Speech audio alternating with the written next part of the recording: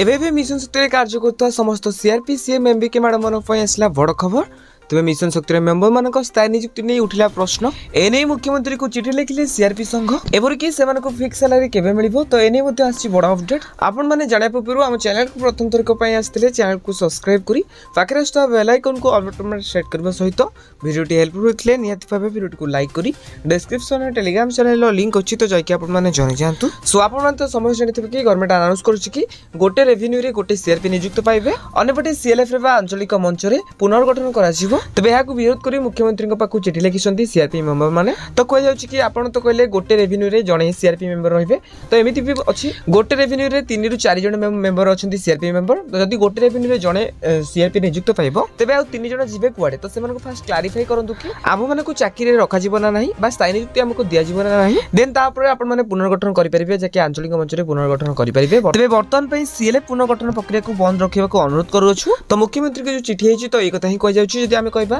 केबे fix salary दिया जीवो मिशन शक्ति मेंबर मानक बा सीआरपी मेंबर मानक तो एनी तो आपण माने जानिथिबा हाई कोर्ट रे केस चलछि जाकि नवेम्बर 21 रे सुनानी रहउछि आ एनी आ जहां भी अपडेट आसीबा आपण माने जानिया पई हम चैनल को सब्सक्राइब करंतु आ वीडियो को लाइक करिया सहित आपण मानको संग साथी पाको वीडियो को शेयर कर देंतु।